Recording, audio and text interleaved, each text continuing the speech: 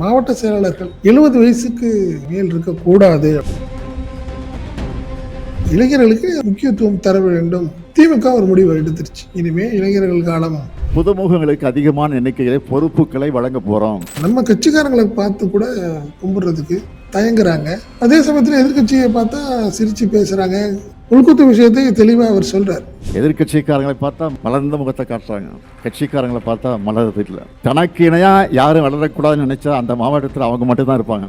நீங்க விளையாட்டா இருந்துட்டீங்க, நம்மவும் அலட்சியமா இருந்துட்டோம். பட் இனிமே அலட்சியமா இருக்க முடியாது. உங்களால் அரசியல் பண்ண முடியல தான் நினைக்கிறவங்க கிளம்புங்க. சட்டமன்றமே பாத்தீங்கன்னா சினிமா செட்டு மாதிரி இருக்கு. திடீர்னு எந்திரிச்சு அப்பப்ப பஞ்ச் டைலாக்லாம் பேசிட்டு இருக்காரு முதல்வர். இதெல்லாமே கண்டிப்பா மக்கள்கிட்ட ஒரு பெரிய அதிருப்தியை ஏற்படுத்தும். சட்டப்பேரவையை சினிமா செட்டு நினைச்சு பஞ்ச் டைலாக் பேசுறாரு.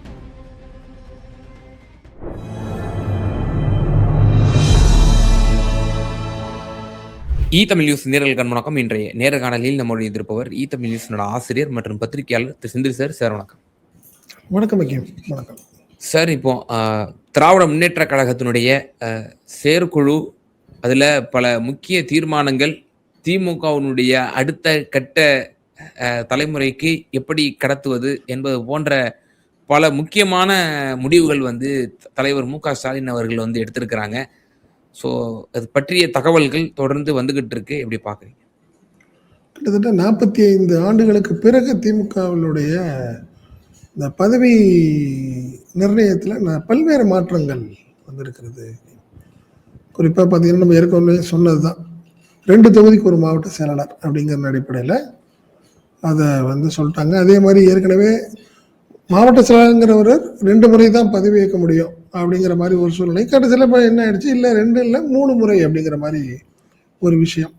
மிகப்பெரிய மாற்றமாக நாம் பார்க்கறது, மாவட்ட செயலாளர்கள் 70 வயசுக்கு மேல் இருக்கக்கூடாது அப்படின்னு ஒரு பெரிய மாற்றத்தை கொண்டு வந்திருக்கிறார் ஸ்டாலின். அப்படிதான் சொல்லணும். காரணம் என்ன? அதுக்கு காரணம் இளைஞர்களுக்கு பெரிய லெவலில் வாய்ப்பு தருவது இல்லை அப்படிங்கிற ஒரு அதிருப்தி இருக்கு. அதன் வெளிப்பாடு தான் தாவேகாவோட வெற்றி. அடுத்தது பார்த்தீங்கன்னா இந்த காக்ரோச் ஜனதா பார்ட்டி அப்படிங்கிற விஷயங்கள் இதெல்லாமே ஒரு ஒரு பிரதிபலிப்பாக தான் நான் பார்க்குறேன். இன்னைக்கு செயற்குழு கூட்டத்தில் கொண்டு வரப்பட்ட பல்வேறு தீர்மானங்கள் அதை தெளிவாக தெரியுது நம்மளுக்கு. இளைஞர்களுக்கு ஒரு முக்கியத்துவம் தர வேண்டும் அப்படிங்கிறதுல திமுக ஒரு முடிவை எடுத்துருச்சு. இனிமே இளைஞர்கள் காலம். ஸோ நம்ம இனிமே டிஎம்கேல புதிய ரத்தம் பாய்ச்ச வேண்டும் அப்படிங்கிற ஒரு அடிப்படையில் அவங்க இறங்கி ஒர்க் பண்ணிருக்காரு. அதனால பல்வேறு மாற்றங்கள் அதில் இருக்கு. குறிப்பாக பார்த்தீங்கன்னா மாற்றங்கள்ங்கிறதோட இந்த வயது நிர்ணயம்ங்கிறது எல்லாத்துக்குமே பெரிய ஷாக் அப்படின்னு தான் சொல்லணும்னு வச்சுக்கல. ஒன்றிய செயலாளருக்கு வயசு 60 அப்படிங்கிற மாதிரி சொல்லிட்டாங்க. கிளை செயலாளருக்கு 45 வயசு தான். கிளை செயலாளருக்கு 45 வயது தான் அப்படிங்கிறது சொல்லியிருக்காங்க. குறிப்பாக பார்த்தீங்கன்னா இனிமேல் நகர செயலாளருங்கிற பதவி இருக்கக்கூடாது, அங்கேயும் கிளை செயலாளர் தான் இருக்கணும் அப்படிங்கிறது. வழக்கமாக பார்த்தீங்கன்னா நகர செயலாளர் எப்போ வந்ததுன்னா, மாநகராட்சி நகர பகுதிகளில் மாநகர செயலாளர்னு ஒரு பதவி உருவாக்கப்பட்டது. இப்போ என்ன ஆயிடுச்சு, இந்த மாநகர பதவியை எடுத்துட்டாங்க. இன்றைக்கு செயற்குழுவில் தீர்மானம் எடுத்துட்டு இப்போ என்ன பண்ணாங்க, அவங்களுக்கும் கிளை செயலாளர்னு இப்போ இனிமேல் சென்னையிலையும் கிளை செயலாளர் இருப்பார், திருச்சிலையும் இருப்பார், மதுரையிலையும் இருப்பார். எப்படி ஒரு சூழ்நிலை மாநகர பகுதிகளிலும் வந்துருச்சு. அந்த கிளை செயலாளருக்கு தான் 45 வயசு தான் இருக்கணும் அப்படிங்கிற மாதிரி ஒரு விஷயத்தை சொல்லியிருக்கிறார்கள்னு வச்சிங்களேன். அதே மாதிரி நகர செயலாளர் இருக்குது. நகர செயலாளர் மாநகர செயலாளர் கிடையாது, நகர செயலாளர் உண்டு. அந்த நகர செயலாளர்கள்லாம் எல்லாத்துக்குமே நல்லா தெரியும். நகராட்சி பகுதிகளில் உள்ள பகுதிகள் தான் நகர செயலாளர். அதில் வயசு 60 அப்படிங்கிறது. அதே மாதிரி பேரூர் செயலாளர்களுக்கு 50 வயசு. மாநகராட்சி வட்ட செயலாளர்கள் எல்லாத்துக்குமே பார்த்தீங்கன்னா வயசு 50. கிட்டத்தட்ட எல்லாமே 60, 50, 45 அப்படிங்கிற ஒரு கேட்டகரிக்கே கொண்டாந்துட்டாரு ஸ்டாலின். அப்படின்னு பார்க்குறப்போ சீனியர்களுக்கான வாய்ப்புகள் மிக குறைவாக ஆரம்பிக்குதுல்ல. நீங்கள் இப்போ பெரிய சீனியர்கள்லாம் கிட்டத்தட்ட பார்த்தீங்கன்னா இப்போ இந்த 70 வயசுலேயே கிட்டத்தட்ட ஒரு 10க்கு மேற்பட்ட மாவட்ட செயலாளர்கள் வெளியே போக வேண்டிய கட்டாயம் வந்துருச்சு. இந்த ரகுபதி பார்த்தீங்கன்னா, ரகுபதி, மஸ்தான், முத்துசாமி, காந்தி, ஏவா வேலு, ஆமா இவங்க எல்லாத்துக்குமே கிட்டத்தட்ட அவங்கெல்லாம் மாவட்ட செயலர் பதவியிலேருந்து வெளியேற்றும். பட் புதிய பதவிகள் வழங்கப்பட்டுவிடுன்னு வச்சுங்களேன், அதில் ஒன்றும் மாற்றம் இல்லை. பட் இருந்தாலும் வந்து வயசுங்கிறது கரெக்டு தான். 70 வயசுக்கு மேலே ஆக்டிவாக அவங்களால இருக்க முடியாது. நீங்கள் உட்கார்ந்த இடத்துல என்ன பண்ணப்பீங்க, வேலை பார்க்க ஆரம்பிப்பீங்க. ஸோ அது வந்து நியாயமான ஒரு முடிவாக தான் இருக்குது. அதே மாதிரி பார்த்தீங்கன்னா 2 முறை தான் மாவட்ட செயலாளருக்கான வாய்ப்புங்கிறதுல ஒரு ஒரு எதிர்ப்பு வந்ததுனால இப்போ 3 முறை அப்படிங்கிறது ஆயிருக்கு. திருத்தம் கொண்டாந்துருக்காங்கன்னு வச்சுக்கோங்களேன். காரணம்னா 70 வயசுக்குள்ளேயே ஆயிடுது. ஸோ 55 வயசில் ஒருத்தர் இருந்தால் தான் ஒரு 3 முறையாக இருக்க முடியும் 70 வயசுக்கு வரைக்கும். அதுக்கப்புறம் ஆட்டோமேட்டிக்காக 70 வயசு வந்துருச்சுன்னா ஒருத்தர் அவர் ஆட்டோமேட்டிக்காக வெளியே போயிடணுங்கிற ஒரு கட்டாயம் வந்துருச்சு. இதெல்லாமே ஒரு திமுகவுக்கு ஒரு பெரிய உற்சாகத்தையும் கொடுத்துருக்கிறது. அதில் மாற்றமே இல்லை. ஏன்னா இப்போ ரைட் இனிமே இவர் மட்டும்தான் அப்படிங்கிற ஒரு சூழ்நிலை இனிமேல் இருக்காது. அதாவது ஸ்டாலின் அவர்களுடைய திமுக தலைவர் ஸ்டாலினுடைய பேச்சிலையும் அவர் வந்து தெளிவாக சொல்லியிருக்கார். இந்த விஷயத்த பார்த்தீங்கன்னா சிலர் வந்து நம்ம கட்சிக்காரங்களை பார்த்து கூட கும்பிடுறதுக்கு ஒரு மாதிரி சங்கடப்படுறாங்க, தயங்குறாங்க. அதே சமயத்தில் எதிர்கட்சியை பார்த்தா சிரித்து பேசுகிறாங்க அப்படிங்கிற ஒரு வார்த்தையை சொல்கிறார். நம்ம ஏற்கனவே சொன்னோம்ல, உள்குத்து விஷயத்தை தெளிவாக அவர் சொல்கிறார். ஸ்டாலின் வந்து தெளிவாக சொல்கிறார். எனக்கு தெரியும் சிலர் நம்ம கட்சிக்காரங்களை பார்த்து கூட சிரிக்கிறது இல்லை, எதிர்கட்சிகளை பார்த்தோன்னே சிரிக்கணும்னு நினைக்கிறீங்க. இனிமே அதெல்லாம் நடக்காது. ஆமாம், ஒரு வார்த்தை தெளிவாகவே சொல்லியிருக்காரு. அவருடைய பேச்சில் பார்த்தீங்கன்னா ரொம்ப ஸ்ட்ராங்காகவே பேசியிருக்கார். இந்த 2-3 விஷயங்கள் ரொம்ப தெளிவாக பேசியிருக்காருன்னு வச்சுக்கல. நீங்கள் இப்படிலாம் பேசவே முடியாது, இனிமேல் நான் விடமாட்டேங்கிற மாதிரி ஒரு வார்த்தையை அவர் சொல்லியிருக்கார். அதில் வந்து ஸ்டாலினுடைய பேச்சு தான் நீங்கள் பெரிய ஹைலைட்டாக நான் பார்க்குறேன். இந்த காரணம் என்னென்னா, ஏற்கனவே எல்லாத்துக்குமே தெரிஞ்ச விஷயம்தான். மாவட்ட செயலாளர்களுடைய 2 தொகுதிக்கு ஒரு மாவட்ட செயலாளருங்கிறது நம்ம ஏற்கனவே நம்ம கூட பேசியிருக்கோம், இந்த சம்மந்தமாக பேசியிருக்கோம்னு வச்சுக்கலாம். நம்ம அவர் எப்படி ஆரம்பிக்கிறாருன்னா, நாம் பார்க்காத வெற்றியும் இல்லை, நாம் பார்க்காத தோல்வியும் இல்லைன்னு ஆரம்பிக்கிறார் ஸ்டாலின் அவர்கள். அந்த அவருடைய பேச்சு வந்து அப்படிதான் இருக்கு. தேர்தலில் தான் தோற்றுருக்குறோம் தவிர நம்ம நிரந்தரமாக தோக்குறது இல்லை, இந்த தேர்தல் தோற்றுருக்குறோம் அவ்வளோதான் அப்படிங்கிற விஷயத்தை ஒரு அதனால தான் அவர் சொல்றாரு, எதிர்காலத்தில் கருத்தில் கொண்டு தான் நீங்கள் பல முக்கிய முடிவுகளை நம்ம எடுத்துருக்குறோம், இது எல்லாமே உங்களுடைய எல்லாத்துடைய ஒப்புதல் தான், இந்த ஒப்புதலோடு தான் இது எல்லாத்தையும் நான் வந்து இப்போ இனிமேல் நடைமுறைப்படுத்த போகிறேன் அப்படிங்கிற ஒரு விஷயத்தை சொல்கிறார். அவர் சொல்லும்போது என்ன சொல்கிறாரு, நீங்கள் இன்னும் தொகுதிகளை இன்னும் போய் பார்க்கல, பலரும் கூட தொகுதியை பார்க்காம விளையாட்டுத்தனமாக இருந்துட்டீங்க, அதோட விளைவு இன்னைக்கு நம்ம இந்த ஒரு தோல்வியை சந்திச்சிருக்கோம் அப்படிங்கிறார். அவர் என்னன்னா, அவர் அவ்வளோ ஒர்க் பண்ணி பார்த்தாரு. குளத்தூரில் கடுமையான ஒரு ஒர்க் பண்ணார். வாரத்துக்கு ஒரு முறை அங்கே ஒரு நிகழ்ச்சி நடத்தி பண்ணார். அப்படி இருந்தபோது கூட ஒரு தோல்விங்கிறது யாராலையும் ஏற்றுக்க முடியாது. பட் ஆனால் அவர் சொல்கிறார், என்ன சொல்கிறாரு, நீங்கள் விளையாட்டாக இருந்துட்டீங்க, நம்மவும் அலட்சியமாக இருந்துட்டோம், பட் இனிமேல் அலட்சியமாக இருக்க முடியாது அப்படிங்கிற ஒரு வார்த்தையை அவர் சொல்கிறார். சொல்லிட்டு என்ன சொல்கிறாரு, கிட்டத்தட்ட 2 தொகுதிக்கு ஒரு மாவட்ட செயலாளர்னு போட்டிருக்கேன், உடனடியாக அந்த மாவட்ட செயலாளர்கள் எல்லாமே மாவட்ட அளவில் செயற்குழு கூட்டங்களை நடத்தணும் உடனே அப்படின்னு அவர் உத்தரவு போட்டிருக்கிறேன். இந்த லிஸ்டெல்லாம் விரைவில் வந்துடும் அப்படிங்கிறார். அப்படி பார்த்தா இன்னைக்கு மாலையாக இருக்கலாம், இன்று நாளை காலை கூட வந்துடும் அப்படின்னு தான் நான் நினைக்கிறேன்.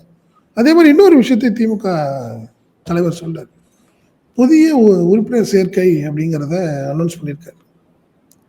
இது உண்மையாக இருக்கணும் அப்படிங்கிறார். கடந்த காலங்களில் நீங்கள் நினச்சது என்ன ஆயிடுச்சு, ஆன்லைனுங்கிறது நிறைய பிரச்சனை ஆயிடுச்சு. ஆக்கியம் அதில் உண்மையாக உறுப்பினர்களை பலரும் கூட உறுப்பினர் சேர்க்கையில் நிறைய ஃபேக் ஆகி போச்சு, அதெல்லாம் கூட இந்த முறை இருக்கக்கூடாதுங்கிற மாதிரி ஒரு வார்த்தை சொல்றாரு. சொல்லிட்டு தான் அவர் இந்த ஒரு வார்த்தை சொல்றார், எதிர்கட்சிக்காரர்களை பார்த்தால் மலரும் முகம் நம் கட்சிக்காரர்களை பார்த்தால் மலர்வதில்லை அப்படிங்கிற ஒரு வார்த்தை சொல்றார். அதே மாதிரி எதிர்கட்சிக்காரர்களை பார்த்தோன்னா வணங்கும் கை நம் கட்சிக்காரர்களை பார்த்தால் வணங்குவது இல்லை. அதே மாதிரி தனக்கு இணையாக யாருமே வளர்ந்துடக்கூடாதுன்னு நினைச்சு அந்த மாவட்டத்தில் அவர்கள் மட்டும்தான் நினைக்கிறாங்க. அது சரியா இருக்காது, ஒரு மாவட்ட செயலாளரை வைத்து என்னால் கட்சி நடத்த முடியாதுங்கிறத நீங்க முதல் புரிஞ்சுக்கணும் அப்படிங்கிறத சொல்லிட்டாரு. அதனால தொண்டர்கள் எல்லாத்தையுமே நீங்க அரவணைச்சு போற நபர் தான் இனிமே எனக்கு தேவை, உங்களால் அரசியல் பண்ண முடியல தான் நினைக்கிறவங்க கிளம்புங்க அப்படிங்கிற மாதிரி வார்த்தையை தெளிவாக சொல்லியிருக்காரு. இது நல்ல ஒரு மெசேஜ். இப்போ கடந்த தேர்தல்ல கூட நம்ம கேண்டிடேட்ஸ் அனௌன்ஸ் பண்ணும்போது பார்த்தோம். உதாரணமா காந்தி அவருக்கு அவருக்கு வந்து தன்னோட மகனை தான் போட்டாங்க. அவர் ஆமா, ஆமா, ஆமா. வேற மத்தவங்கள கூட அந்நிய ஆட்கள கூட போடல. அப்படி இருந்துமே அவர் அதிருப்தி அடைஞ்சு கடைசியில பிரஷர் போட்டு அந்த சீட்ட அவர் வாங்கினாரு. பிறகு தோல்வியும் அடைஞ்சாரு.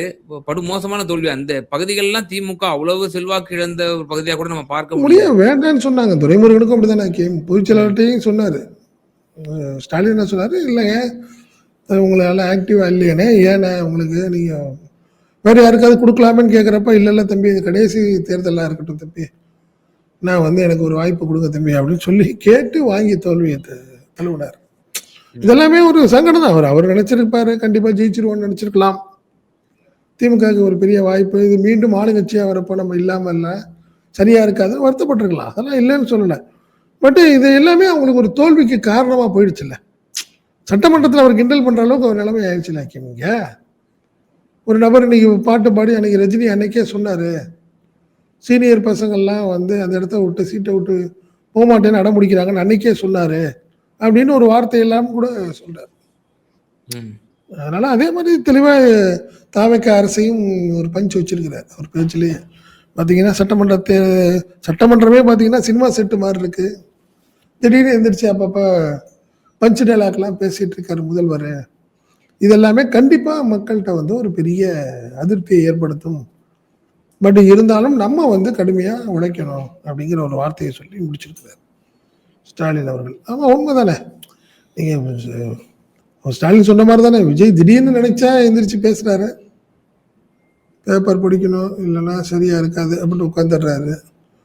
அப்புறம் எந்திரிச்சாரு, 3 ஃபைல் ரெடியா இருக்கு, தேவையில்லாம என்னைய வந்து ஓப்பன் பண்ண வச்சிடாதீங்க அப்படின்னு ஒரு பஞ்சு. இதெல்லாமே பஞ்சு டைலாக் தானே ஸ்டாலின் சொல்ற மாதிரி. அதனால நீ சினிமா செட்டு மாதிரி இருக்கு, பேசுறவங்க பேசுறாங்க, திடீர்னு எந்திரிச்சு பஞ்சு டைலாக் வச்சுட்டு உட்காந்துடுறாரு ஒருத்தர். இதெல்லாம் மக்களுக்கு ரொம்ப நாள் ஓடாதுங்கிற ஒரு வார்த்தையை அவர் தெளிவாகவே சொல்லியிருக்காரு. சார் இப்போ திமுக அதிமுகவில் மாவட்ட செயலாளர் பதவி வந்து ரொம்ப பவர்ஃபுல்லு. மாவட்ட செயலாளர்களுடைய பதவி மீண்டும் வழங்கப்படாததுனால தான் அதிமுகவில் மீண்டும் ஒரு பிளவு ஏற்பட்டுச்சு. ஒரு ஃபேக்ஷன் வந்து இன்னமும் தனியாக செப்பரேட்டாக செயல்பட்டு இருக்கிறாங்க. கூடுதலாக தாவேக்காவுக்கும் ராஜினாமா பண்ணிட்டு போறாங்க அப்படிங்கிற ஒரு கருத்து. இப்போ அந்த வயது வரம்பை பார்த்தோம் அப்படின்னா 13 மாவட்ட செயலாளர்களுடைய பதவி தற்போது பறிக்கப்படும் சூழ்நிலை. அவங்க போயிடுறாங்க, இமிடியேட்டா போயிடுவாங்க. தீர்மானம் வந்து ஆட்டோமேட்டிக்கா போயிடுறாங்க. அப்ப அவங்க பதவி போயிடுது. அப்போ இவங்க கண்டிப்பா அதிருப்தியாளர்களாக இருக்க மாட்டாங்களா? இந்த அதிருப்தியை எதிர்கொள்றதுக்கே மு.க. ஸ்டாலின் அவர்களுக்கு ஒரு பெரிய சவால் இருக்கும். நம்ம ஒரு புரட்சிகரமான அறிவிப்பை செஞ்சிட்டோம், அது இம்ப்ளிமெண்ட் பண்றதுல எவ்வளவு சிரமங்கள் இருக்கும் திமுகவுக்கு? இல்ல நீங்க செகண்ட் ஆப்ஷன் இல்லையே. ரெண்டாவது ஆப்ஷன் என்ன இருக்கு அவங்களுக்கு? 70 வயதுக்கு மேற்பட்ட ஒருத்தருக்கு மீண்டும் ஒரு வாய்ப்பு எங்க தாவேக்கால கிடைக்குமா? இல்ல ஏடிஎம்கேக்கு போவாங்களா? இல்ல அவர் சொல்ற ஒரு விஷயம் தான், தெளிவான விஷயம் தான். இனிமே நீங்க 70 வயசுக்கு மேல உங்களால ஆக்டிவா ஒர்க் பண்ண முடியாது. ஸோ நீங்க தேவையில்லாம நீங்க ஒதுங்கிட்டு அடுத்தவங்களுக்கு வாய்ப்பு கொடுங்க, நீங்க வழிகாட்டுங்கிறாரு. 70க்கு வேலை முடிச்சுட்டு நீ இப்போ வீட்டுக்கு போடலாம் இல்லை, வழிகாட்டுங்கன்னா கண்டிப்பா பொதுக்குழு உறுப்பினராக இருக்கலாம், பொதுக்குழு செயற்குழு உறுப்பினராக இருக்கலாம், நிறைய பதவிகள் இருக்கு டிஎம்கேல. அதனால நீங்க அந்த மாதிரி வாய்ப்பு கண்டிப்பா கொடுக்கும் திமுக. பட் ரெண்டாவது விஷயம், நீ இப்படியே பயந்து பயந்து பயந்து பண்ணீங்கன்னா போன தேர்தல் போதே இதே ஆப்ஷன் தான். சில சீனியர்கள் அவங்களுக்கு வேண்டிய ஆட்களுக்கு சீட்டு கொடுங்கன்னு சொல்லி அடம் முடிச்சது. முதல்ல ஸ்டாலின் வேண்டான்னு சொன்னார், கிட்டத்தட்ட 50% மேல யங்ஸ்டர்ஸ் கொடுப்போம்னு நினைச்சாரு. பட் அவரால் ஒரு ஸ்டேஜில் பண்ண முடியல. இந்த டீம் வந்து என்ன பண்ணுது, சீனியர் டீம் உட்காந்துருக்க, அந்த டீம் வந்து ஃப்ரண்ட்ல உட்காந்துக்கிட்டு நாங்கள் ஒரு எலெக்ஷனுக்கு செலவு பண்ண முடியாது, அப்போ நீங்கள் பார்த்துக்கங்கிற மாதிரி இப்படியே விஷயங்களை பண்ணிக்கிட்டே இருக்கிறதை இப்படியே காம்ப்ரமைஸ் பண்ணிகிட்டே இருந்தாங்கன்னா கட்சி வீணா போயிடலாம். அதில் ஸ்டாலின் தெளிவாக இருக்கார். நீங்கள் இந்த வயது நிர்ணயம்ங்கிறது சரியான விஷயமா நான் நினைக்கிறேன். நீங்கள் இமிடியேட் காம்படிட்டர்னு பார்க்குறப்ப டிவிக்கே தெளிவாக இருக்கு. இப்போ உங்களுக்கு ஒரு ஃபோட்டோ அனுப்புகிறேன் பாருங்க. நேற்று புசியானந்த் திருச்சிக்கு வந்தார், அவரை வரவேற்க போன டிவிக்கே நிர்வாகிகள் மட்டும்தான் கூட இருக்காங்க. விஜயபாஸ்கர், சிவபதி, வளர்மதி எல்லாம் பார்த்தீங்கன்னா அவங்கள்ட்ட பெருசாகவே ரெஸ்பான்ஸே இல்லை. அந்த டிவிக்கே வந்து பெருசாக அவங்கள ஏற்றுக்கவே இல்லை. அது நல்லாவே தெரியுது. ஸோ அந்த யங்ஸ்டர்ஸ்கிட்ட வந்து நல்லாவே பெரிய ஜென்ரேஷன் கேப் மாதிரி பார்க்குறாங்க. இதை உணர்ந்து தான் ஸ்டாலின் ஒரு நல்ல முடிவு எடுத்திருக்கிறாரு. இப்போ டிவிக்கில் போய் சேர்ந்தாங்கல்ல, அண்ணன் ஏடிஎம்கிலேருந்து போனவங்க யாரையுமே பெரிய லெவலில் வாய்ப்பு இல்லையா, அவங்களுக்கு தரலையே. இதே சிங்கி ராமச்சந்திரன் சொல்லி கோயம்புத்தூர்ல எலெக்ஷனில் நின்னார், பிஹெச்டி ஸ்டூடெண்ட்டு. என்ன அவருக்கு வாய்ப்பு இப்போ பார்த்தீங்கன்னா அவருக்கு ஒரு வாய்ப்பு கொடுத்துருக்காரு. அவர் வந்து கட்சியில் சேர்றதே விஜயை பார்த்து தான் சேர்ந்தார். இப்போ இவங்கெல்லாம் நாள் கணக்காக காத்திருந்தாங்க, ஒன்றுமே வாய்ப்பு இல்லையே. ஸோ ஸ்டாலின் விஜய் ஒரு முடிவில் இருக்கார். இனிமேல் இந்த கட்சி வந்து யங்ஸ்டர்ஸ்க்கான கட்சியாக நம்ம உருவாக்கணும்னு நினைக்கும் போது நீங்கள் வந்து டிஎம்கே ஒரு முடிவு எடுத்தே ஆகணும். நீங்கள் அதிருப்தி அப்படின்லாம் நீங்கள் நினச்சிக்கிட்டு நீங்கள் யோசனை பண்ணிட்டு இருந்தீங்கன்னா கஷ்டமாயிடும். அதில் மாற்றமே இல்லை. ஆமாம், இப்போ வந்து ஃபீல்டில் இருக்கிறது 2 கட்சி தானே ஐக்கியம் இருக்கு, அதில் யாரும் மறுக்க முடியாது, டிவிகே டிஎம்கே. ஸோ டிவிகேக்கு காம்படிட்டரு நம்ம ஃபைட் கொடுக்கணும்னா அதே மாதிரி ஒரு கட்டமைப்பை இளைஞர்களை கொண்டு உருவாக்கணுங்கிறதுல ஸ்டாலின் தெளிவாக இருக்காரு. அதனால தான் இந்த வயது வரம்புன்னு தான் நான் பார்க்குறேன். இதில் பெரிய அதிருப்தி ஆகி வெளியே போகிறாங்கன்னா போயிட்டு போகுதுன்னு சொல்லி விட்டுருணும், அவ்வளோதான். இதெல்லாம் சமாதானப்படுத்திக்கிட்டு இருந்தா கட்சி நடத்த முடியாது. இப்போ எனக்கு என்னன்னா சார், இப்போ நம்ம இம்ப்ளிமெண்ட் பண்ண வேண்டிய ஒரு தருணம். உதயநிதி ஸ்டாலின் ஒரு இளைஞரா, ஒரு கிட்டத்தட்ட 49 வயது மதிக்கத்தக்க ஒரு எதிர்கட்சி தலைவர், சட்டசபையில அவருடைய வீழ்ச்சி எப்படி இருக்கு, ஆனால் கொறடா துணைத் தலைவரனுடைய வீழ்ச்சி எப்படி இருக்கு. இப்ப நம்ம கடந்த முறையே பேசியிருக்கோம் இதை. இப்போ ஆதவ அர்ஜுனாவுக்கு எப்படி ரிப்ளை கொடுக்கணும், வசந்தம் கார்த்திகேயன் எப்படி ரிப்ளை கொடுத்தாரு, நேரு எப்படி ரிப்ளை கொடுத்தாரு, ஏவாவேலு எப்படி ரிப்ளை கொடுத்தாரு, செந்தில் பாலாஜி எப்படி ரிப்ளை கொடுத்தாரு, நம்ம அதை பார்த்தோம். அப்போ உதயநிதிக்கு நிகரா செந்தில் பாலாஜி அவரு கரெக்டா கொடுக்குறாரு, பாயிண்ட் அவுட் பண்றாரு, எக்ஸ்போஸ் பண்றாரு. நான் நீங்க என்ன எதுனாலும் நான் வந்து ப்ரோவோக் ஆக மாட்டேன், நான் நீங்க இருந்து பதில் சொல்லுங்கன்னு சொல்லி அவர் வந்து எதிர்கொள்றாரு. ஆனா சீனியர்ஸ் இருக்கக்கூடிய துணைத் தலைவர் கொறடா எல்லாமே 70 above இருக்கும்போது காம்ப்ரமைஸுக்கு போறாங்க. ஆதவ அர்ஜுனா கிட்ட உரிய பதில கொடுக்க மாட்டேங்கிறாங்க. உண்மைதான் நீங்க சொல்றது மாதிரி அங்கேயே மாற்ற வேண்டும் இல்லையா? 100% ஐக்கியம். அதுல 2 விஷயமா பார்க்கணும். ஒண்ணு அனுபவம் வேணும். என்ன நம்ம நீங்க ஒண்ணு சட்டமன்றத்துல நடந்துக்கிட்டீங்கன்னா அது வேற மாதிரி ஆயிடும். வார்த்தைகள் விட்டுறக்கூடாது. வார்த்தைகள் விட்டுட்டீங்கன்னா இப்போ அவங்க நம்மளை அதில் தெளிவாக டிவிக்கு அந்த இதுதான் லைவுக்கு கொண்டாந்து அவங்க ப்ளஸ்ஸு அது என்னன்னா நம்மளை கோவப்படுத்தி பார்க்குறாங்க. அவங்க ஏற்கனவே சபாநாயகர்கிட்ட சொல்லிடுவாங்கன்னு நினைக்கிறேன், நான் என்ன வேணாலும் பேசிக்கிறேன், நீங்கள் எவ்வளோன்னா அவைக்குள்ளது நீக்கிடுங்க. அவங்க பேசுகிறப்போ நம்ம என்ன ஆகிடும், எக்ஸ்போஸ் ஆகிடும் நம்ம வார்த்தையை விட்டுட்டா. அது தெளிவாக இருக்கு. நேற்று ஒன்றுமே இல்லைங்க, இந்த பாத்ரூம் அப்படிங்கிற ஒரு வார்த்தை விஷயம் 3 மணி நேரத்தில் போய் யார் அப்படின்னு சொன்ன வார்த்தை தேவையில்லாத விஷயம். அந்த விஷயம் வேணும்னே அவர் காயப்படுத்துறாங்க. ஒருத்தரை காயப்படுத்தணுங்கிறதுனாலே அதாவது பர்சனல் அட்டாக் டிவிக்கே பண்ணுது. அந்த டைமில் ரொம்ப கவனமாக தான் பண்ணணும். நீங்கள் முதல்ல பார்த்தீங்கன்னா நேருவையும் நீங்கள் ஏவாவேலு 2 பேருமே ஒரு மாதிரி கொஞ்சம் காம்ப்ரமைஸ் ஆகிற மாதிரி தெரிஞ்சுது. ஆனால் இப்போ இடையில பார்த்தீங்கன்னா ஒரு 2-3 ரூபாய் நேருடைய பேச்சு நல்லாவே இருக்குது.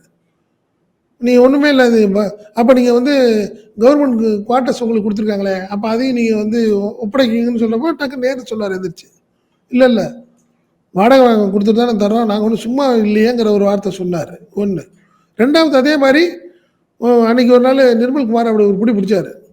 ஏங்க நீங்கள் மட்டும் குதர்க்கமாக பேசிகிட்டே இருக்கீங்க இப்போ ஆரம்பத்துலேருந்து, நல்லா இல்லைங்க நீங்கள் பேசுகிறது அப்படின்னு சொன்னார்.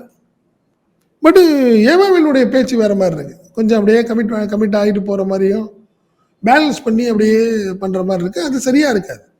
நீங்கள் நல்லாவே தெரிஞ்சுது ஐக்கியம், இது கிட்டத்தட்ட 15-20 நாளே தெரியுது அவங்களுடைய ஃபேஸ் பண்ணுறது, எப்படி ஃபேஸ் பண்ணுறது, சேகர் பாபு எப்படி பேசினார், செந்தில் பாலாஜி எப்படி பேசினார், தங்கம் தென்னரசு எப்படி பேசினார், இப்படிங்கிறது எல்லாத்துக்குமே தெரியுது. அதாவது உணர்வுபூர்வமான கட்சிக்காரர் யார் எப்படி இருக்காங்க, சில பேர் எல்லாத்தையும் வேணும்னு நினைக்கிறாங்க அப்படிங்கிறது நல்லாவே தெரிஞ்சிடும், கட்சிக்காரங்களுக்கே தெரிஞ்சிடும்.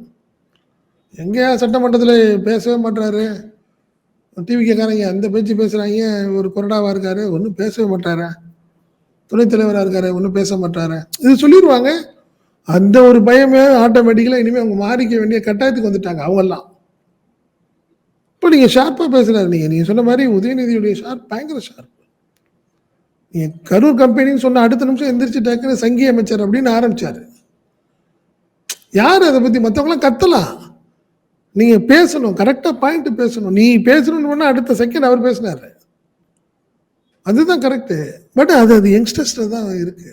பட் யங்ஸ்டர் தான் வேணும் தான், இல்லைன்னு சொல்லல. ஆனால் சாணக்கியத்தனம் வேணும், அதே சமயத்துல சாதுரியமும் வேணும். 2மே இருக்குல்ல. அதனால நம்ம வந்து புறந்தள்ளவும் முடியாது. சீனியர்கள் எல்லாமே வந்து ஒரு மாதிரி கமிட் ஆகிடுறாங்க. அப்படியே பேலன்ஸ் பண்ணி பேசுறாங்க. பண்றாங்க. சில பேர் பண்றாங்க. இல்லைன்னா சொல்ல முடியாது. பட் அந்த இடத்துல சீனியாரிட்டியும் தேவைப்படுது அப்படிங்கிறதா என்னுடைய பார்வை. சார், இப்போ புதிய ரத்தம் பாய்ச்சப்பட இருக்கு திமுகவுல. இது எப்படி கம்பேக் குடுக்கறதுல நம்ம ஸ்பெஷலிஸ்ட் அப்படின்னு சொல்லி ஆமா, மு.க. ஆமா, ஸ்டாலின் ஆமா. பேசியிருக்கிறாரு. ஆமா, ஆமா. அப்போ எப்படி கம்பேக் குடுக்க போகுதுங்கிற ஒரு பெரிய ஆர்வம். இளைஞர்களும் நமக்கு நிச்சயமா ஒரு ரொட்டேஷனல் ரீதியில நமக்கு பதவி கிடைச்சிரும். ஏன்னா வயது பேரியர் போட்டாங்க. இத்தனை முறை தான் இருக்கணும் அப்படிங்கிற மாதிரி ஒரு பேரியர். இப்படி அப்ப இருக்கும் பொழுது இளைஞர்கள் நிச்சயமா திமுக பக்கம் வருவதற்கான ஒரு கேட்டை வந்து ஓபன் பண்ணிட்டாங்க இதுல. ஆமா, கண்டிப்பா, கண்டிப்பா. அப்படிங்கிறத பார்க்க வேண்டியது இருக்கா? ஸோ அப்போ இப்போ மூவிங் ஃபார்வர்ட் டிஎம்கே என்ன ஒரு ஒரு மறுமலர்ச்சி ஏற்பட போகுது அப்படின்னு நீங்க பாக்குறீங்க? கரெக்ட். நீங்க மே 4ஆம் தேதி தேர்தல் முடிவுகளுக்கு பிறகு பெரிய சோர்வு எல்லாத்துக்குமே, பர்டிகுலரா டிஎம்கேக்கு. காரணம்னா கண்டிப்பா அவங்க தான் ஜெயிப்பாங்கன்னு இருந்த ஒரு சூழ்நிலையில ஒரு மாற்றம். 108 தாவேக்கா வந்து யாரும் எதிர்பார்க்கல. பட் அதுக்கு தொடர்ச்சியா பாத்தீங்கன்னா திடீர்னு ஏடிஎம்கேல உள்ள எம்எல்ஏக்கள் டிவிகேக்கு டிரான்ஸ்ஃபர் ஆகிறது. இதெல்லாமே எல்லா கட்சிகளுக்கும் ஒரு பயத்தை ஏற்படுத்தியது. கரெக்டா திமுக கூட இருந்த கூட்டணி கட்சிகளும் போயிட்டாங்க. திமுக எந்த அளவுக்கு தாங்கும் அப்படின்னு இருக்கிற நிலையில ஸ்டடி பண்ணிட்டாங்க. இந்த 3 மாசத்துல ஸ்டடி பண்ணிட்டாங்க தான் நான் பாக்குறேன். பெரிய தலைவர்கள் யாரும் வெளியே போகல. கண்டிப்பா உண்மையே தானே. பெரிய தலைவர்கள் யாருமே டிவிகே பக்கம் போல, இல்லைன்னா அரசியல் விட்டு போறேன்னு சொல்லல, யாரும் பண்ணல. எல்லாமே ஒரு கட்டமைப்பா இருக்கிறாங்க. டிஎம்கே கிட்டத்தட்ட டக்குன்னு எந்திரிச்சு உட்கார்ந்துட்ட மாதிரி தான் நான் ஃபீல் பண்றேன். ரொம்ப சோர்வுலாம் இல்லை. அடுத்த காரணம் என்னன்னா, நம்மளுக்கு ஒரு வாய்ப்பு இருக்குங்கிறத டிஎம்கே அதை வந்து கிட்டத்தட்ட ஸ்டடி பண்ணிட்ட மாதிரி நான் பார்க்குறேன். இந்த 5 வருஷம் இல்லைனாலும் கண்டிப்பாக அடுத்தது நம்மளுக்கு ஒரு வாய்ப்பு இருக்கு. இந்த ரீல்ஸாக இருக்கட்டும், இந்த விஷயங்கள், பொய் பிரச்சாரம் எல்லாமே எக்ஸ்போஸ் பண்ணிடலாம் அப்படிங்கிற ஒரு நம்பிக்கை திமுக வந்துட்ட மாதிரி நான் ஃபீல் பண்றேன். புரியுதுங்களா? அதனால கண்டிப்பா டிஎம்கே வந்து ஒன்றும் பெருசா சோர்ந்து போகல. இத்தனை கூட்டணி கட்சிகள்லாம் போயிட்டாங்க. அடுத்த தேர்தலில் எப்படி திமுக சர்வே பண்ண போகுது, என்ன மாதிரி அதை வந்து அவங்க வந்து டாக்டிஸ் பண்ண போறாங்க, புதுசா கூட்டணிகள் ஏதாவது வருமானலாம் தெரியல. நிச்சயமா இப்பவே 100 நாள்லயே பாக்குறோம் தாவேக்கால. இன்னைக்கு சிபிஐ சிபிஎம் போராடிட்டு இருக்கு. நாங்க வேணுமா அதிகாரிகள் வேணுமா, உடனே பதில் சொல்லுங்கன்றாரு. சொல்லிட்டாரு சண்முகம், டேரிங்காவே சொல்லிட்டாரு. உங்களுக்கு ஒரு முடிவெடுங்கன்னு சொல்லிட்டாரு. ஸோ இந்த பிரச்சனைகள்லாம் இருந்துட்டு இருக்குன்னு வச்சுக்கோங்களேன். இதெல்லாமே டிஎம்கே ஒரு பெரிய அட்வான்டேஜா தான் நான் பாக்குறேன். டிஎம்கே ஆட்சியில கூட இப்படிப்பட்ட வார்த்தைகள் சொல்லாத சண்முகம், ஆனா தாவேக்கா ஆட்சியில 100 நாட்கள்லயே வந்து இப்படிப்பட்ட ஸ்டேட்மெண்ட் விடுறாரு.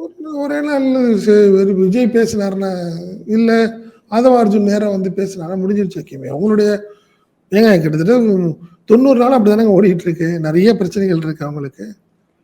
நீட்டு விஷயமா இருக்கட்டும், இந்த ஒண்ணுமே இல்லைங்க.